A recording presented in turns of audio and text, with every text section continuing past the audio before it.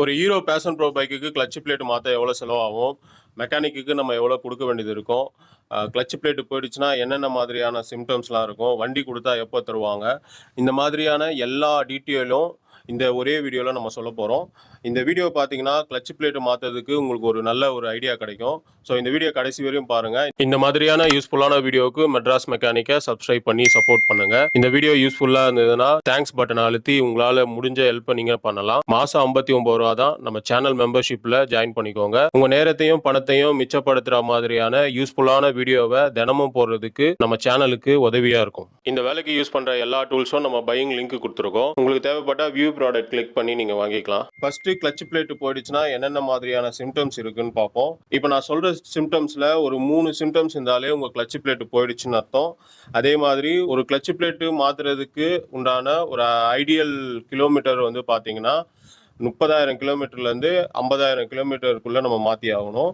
அது வந்து நம்ம எந்த அளவுக்கு வண்டியை மெயின்டைன் பண்ணுறோம், நம்ம ஓட்டுற கண்டிஷன், அதே மாதிரி டிராஃபிக் இல்லாத ஏரியாவில் ஓட்டுறோமா, அந்த மாதிரி எல்லா விதமும் நம்ம பார்க்கணும். நீங்கள் அந்த மாதிரி வண்டியை கரெக்டாக மெயின்டைன் பண்ணுவீங்க, சரியாக டிராஃபிக் இல்லாத இடத்துலலாம் ஓட்டுறீங்க. அப்படி இருந்தீங்கன்னா நீங்கள் 30,000 கிலோமீட்டர்லேருந்து 50,000 கிலோமீட்டருக்குள்ளே மாற்றிக்கலாம். நான் சொல்கிற பிரச்சனையில் 3 பிரச்சனை இருந்தாலே நீங்கள் உங்களோட கிளட்ச் பிளேட்டை மாற்ற வேண்டியது இருக்கும். ஃபஸ்ட்டு பார்த்தீங்கன்னா பிக்கப் இருக்காது வண்டியில். நீங்கள் பிரிட்ஜு மேலே ஏறும் போதும் சரி, ரெண்டாவதாக ஒரு ஆளை ஏற்றும் போதும் சரி, முன்னாடி இருந்த பிக்கப்பை விட இப்போ வந்து பிக்கப் வந்து ரொம்ப கம்மியாக இருக்கும். உங்களுக்கே ஃபீல் ஆகும், வண்டி இழுக்கவே இழுக்காது. அந்த மாதிரி இருந்தால் கிளட்ச் பிளேட்டு ப்ராப்ளமாக இருக்கலாம். அதே மாதிரி மைலேஜ் ரொம்ப அடி வாங்கும். மைலேஜ் வந்து சரியாக தராது. மைலேஜ் அடி வாங்கிச்சினாலும் கிளட்ச் பிளேட்டு ப்ராப்ளமாக இருக்கலாம். அதே மாதிரி இன்ஜின் ஹீட்டாக இருக்கும்.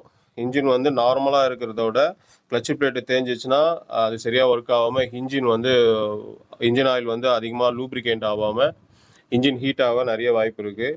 அதே மாதிரி நாய்ஸஸ், தேவையில்லாத கீரை வந்து போடும் போதும் சரி, கீர் கட் பண்ணும் போதும் சரி, தேவையில்லாத நாய்ஸஸ் வந்து வரும். நீங்கள் ஃபஸ்ட்டு கீர் போட்டுட்டு ஆக்சிலேஷன் கொடுக்கும்போது ஆட்டோமேட்டிக்காக கியர் வந்து கட் ஆகி நியூட்ரல் ஆகிடும்.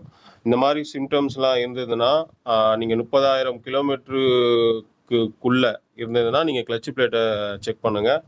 அதே மாதிரி இப்போ கிளட்ச் பிளேட்டுக்கு எவ்வளோ செலவாச்சுன்னு பார்க்கலாம். ஃபஸ்ட்டு கிளட்ச் அசம்பிளி வந்து பேஷன் ப்ரோவோட ஒரிஜினல் கிளட்ச் அசம்பிளி நம்மளுக்கு 875 ரூபா வந்தது.